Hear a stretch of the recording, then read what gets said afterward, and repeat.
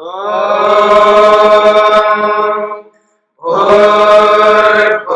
स्वः तत्सवितुर्वरेण्यं भर्गो देवस्य धीमहि धियो यो नः प्रचोदयात्।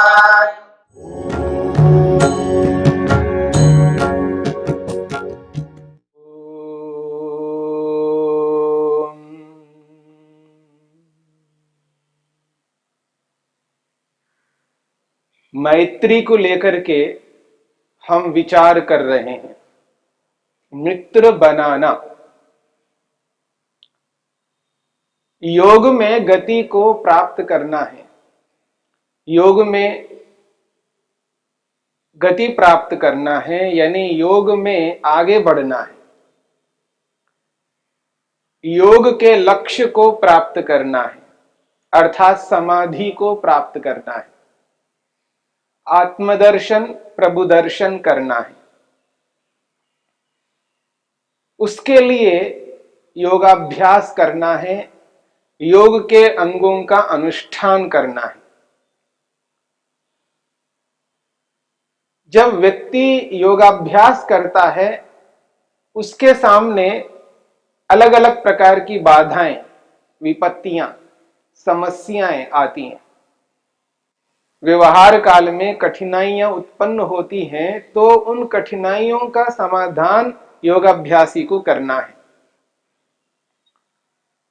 व्यवहार काल में अलग अलग प्रकार के लोग उसके सामने आएंगे और उन लोगों के साथ कैसा व्यवहार करना चाहिए जिससे व्यक्ति का मन शांत रहे, सात्विक रहे, प्रसन्न रहे, जिससे एकाग्र हो सके, परमेश्वर में मन स्थिर हो सके। उसके लिए व्यवहार अत्यंत आवश्यक है और वह व्यवहार उत्तम से उत्तम होना चाहिए। उसके लिए महर्षि पतंजलि ने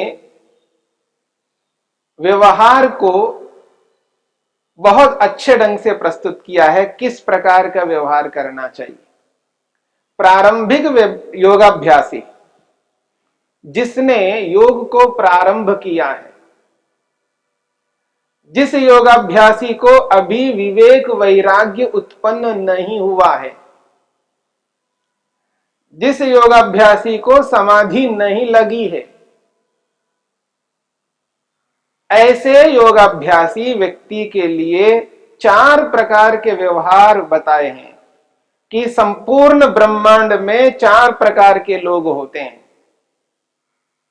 एक वर्ग वह है जो सुखी है और एक वर्ग वह है जो दुखी है। एक वर्ग वह है जो पुण्यात्मा है, धर्मात्मा है, और एक ऐसा वर्ग है जो पापात्मा है, अपुण्यात्मा है। सुखी व्यक्तियों के प्रति योगाभ्यासी का व्यवहार कैसा होना चाहिए, योगाभ्यासी सुखी लोगों के प्रति क्या व्यवहार करे, तो उसके लिए महर्षि पतंजलि कहते हैं उनकी मित्रता में मित्र बनना है। जो सुखी व्यक्ति है उन सभी व्यक्तियों को मित्र बनाना है और मन से बनाना है। शरीर से और वाणी से जितने मित्र बन सकते हैं बने और बनाएं, पर सबको मित्र शरीर से और वाणी से नहीं बना सकते हैं। तो महर्षि पतंजलि कहते हैं मन से बना लो और उन सबको मित्र बना लो जो सुखी हैं या सुख के साधनों से संपन्न हैं, जिनको हम जानते हैं अथवा नहीं जानते हैं, जो हमारे दृष्टिगोचर में आने वाले हैं अथवा नहीं हैं। संसार के इस ब्रह्मांड के जिस किसी भी कोने में रहते हो, किसी भी कोने में रहते हो, ऐसे उन सुखियों के प्रति उन सुखों के साधनों से युक्त जो व्यक्ति है उनके प्रति मैत्री का भाव मन में उत्पन्न होना चाहिए। अनेक बार मन में एक प्रश्न उपस्थित होता है, कोई व्यक्ति गलत करता है, किसी ने गलती की है, दोष किया है, और है वो सुखी व्यक्ति, सुख से संपन्न है या सुख के साधनों से परिपूर्ण है, उसके पास में सुख के साधन विपुल मात्रा में है, परंतु उसकी गलती दिखाई देती है, उसका दोष दिखाई देता है। तो ऐसे व्यक्ति के प्रति मैत्री का भाव क्यों रखें, ये मन में ऐसे विचार उत्पन्न होते हैं। परंतु इन विचारों को उत्पन्न होने नहीं देना है। हमें यह समझना है कि मैं कौन हूं, मैं एक योगाभ्यासी हूं, योग को करने वाला हूं, योग में गति प्राप्त करना है, योग में आगे बढ़ना है, मेरा लक्ष्य समाधि को प्राप्त करना है। ऐसे योगाभ्यासी को इस प्रकार के विचार मन में नहीं लाना है कि इसने दोष किया है या ये गलत है, ये मन में नहीं लाना है।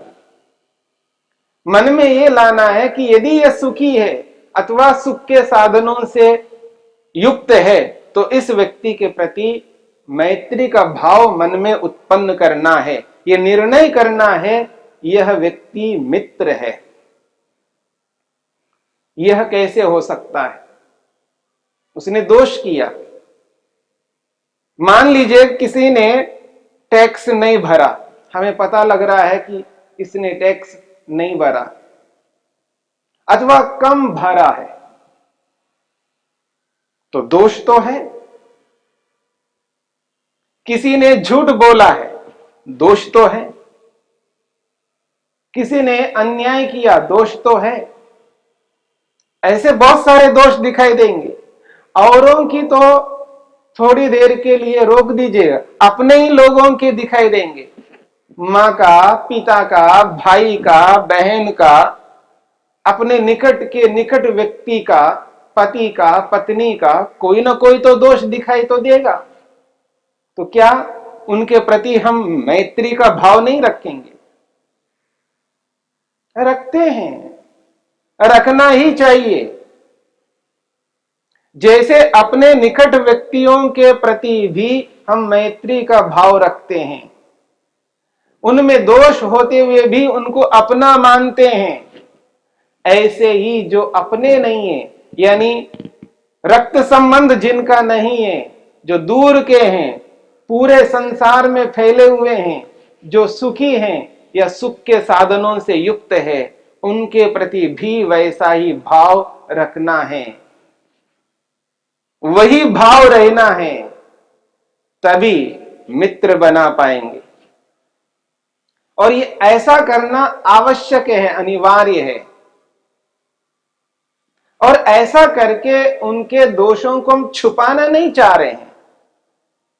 मेरी बात को समझने का प्रयत्न करना, हम ऐसा करके उनके दोषों को छुपाना नहीं चाह रहे हैं, उनके दोषों को दूर करेंगे।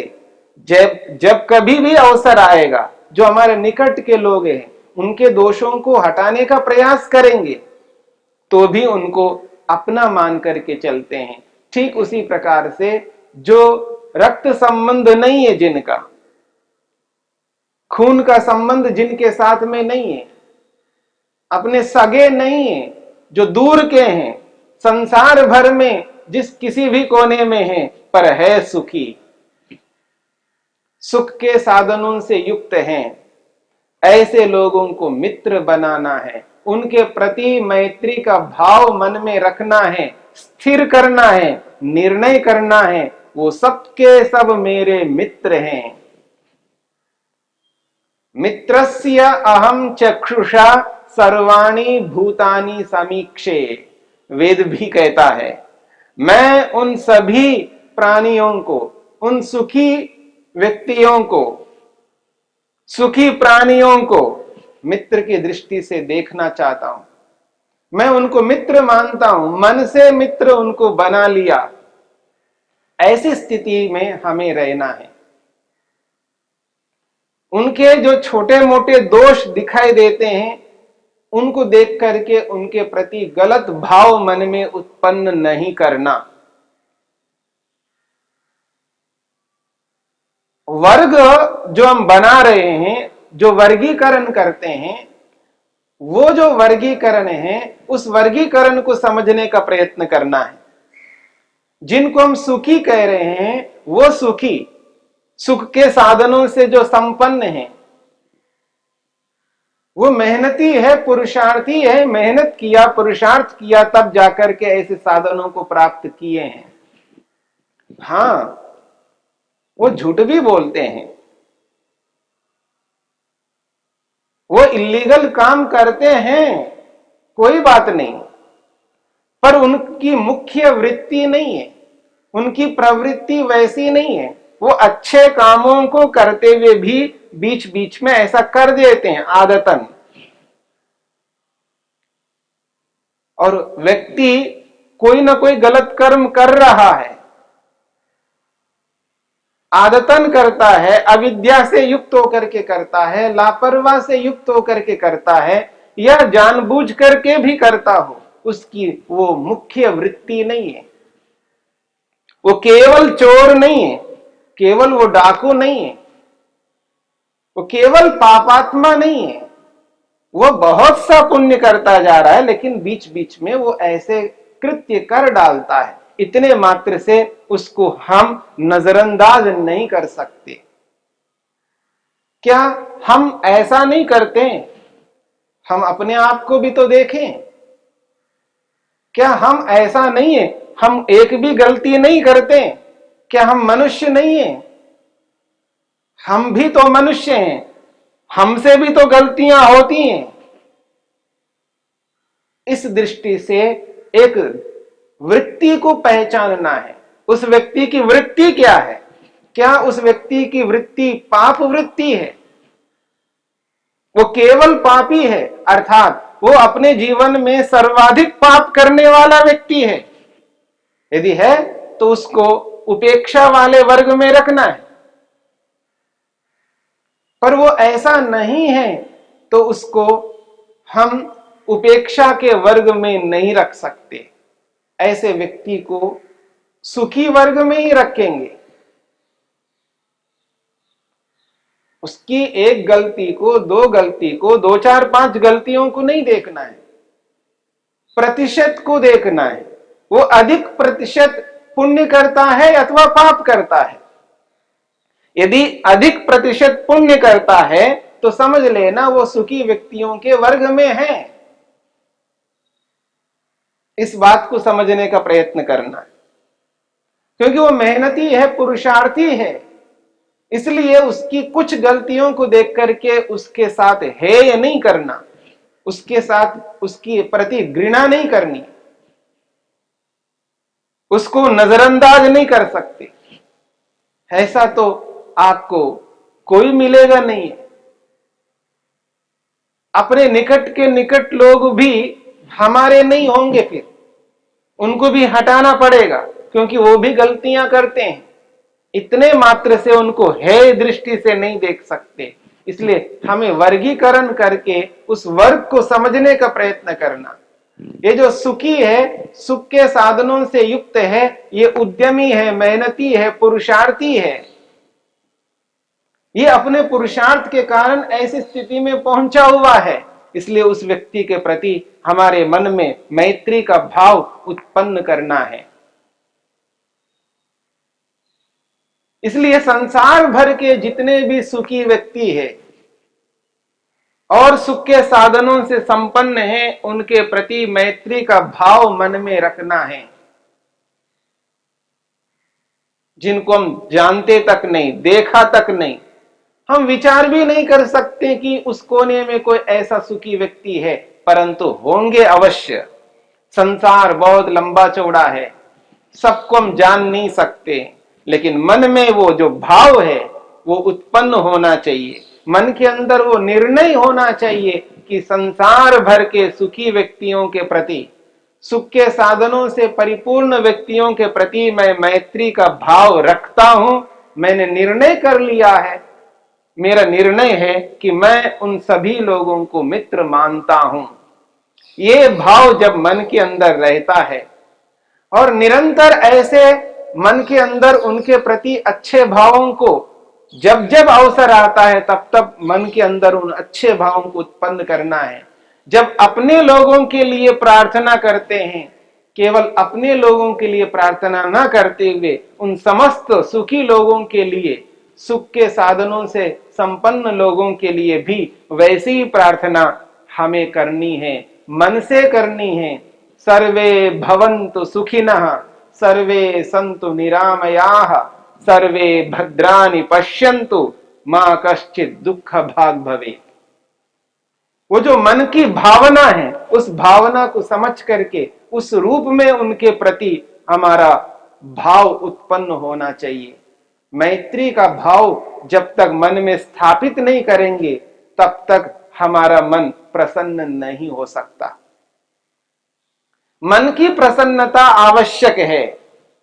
एवं अस्य भावयतः शुक्लो धर्म उपजायते। महर्षि वेदव्यास कहते हैं, जब व्यक्ति मैत्री का भाव उत्पन्न करता है हम अपने मन में, वह अपने मन में मैत्री का भाव उत्पन्न करता है, उसका मन शांत है, सात्विकता से युक्त है। एवं अस्य भावयतः शुक्लो धर्म उपजायते, उसका शुक्ल धर्म यानी पुण्य कर्म उत्पन्न होता है। ततश्च चित्तम प्रसीदति, उसके कारण से, उस पुण्य कर्म के कारण से, उस शुक्ल कर्म के कारण से चित्तम प्रसीदति, उसका मन प्रसन्न होता है। प्रसन्नम एकाग्रम स्थिति पदम लभते, जिसका मन प्रसन्न है उसी का मन एकाग्र होता है और उसी का मन ईश्वर में स्थिर होता है। यह है मैत्री का भाव रखने का परिणाम है। जब व्यक्ति मैत्री का भाव रखता है तब प्रसन्न रहता है।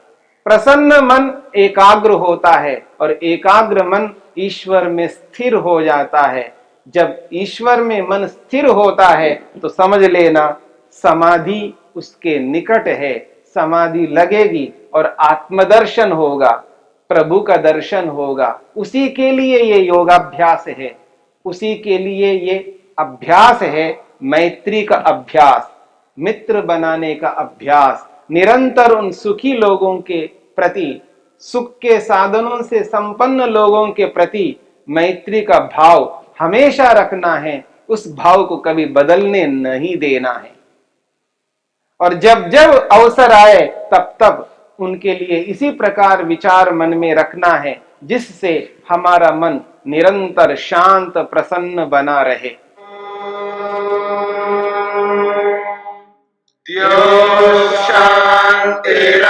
शांतिरंतरिक्षं शांति पृथिवी शांतिरापः शांतिरोषधयः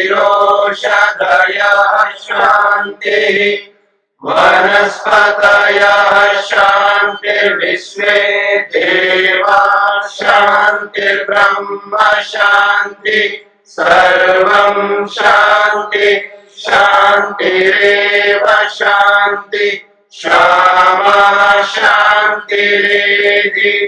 ओम शांति शांति शांति।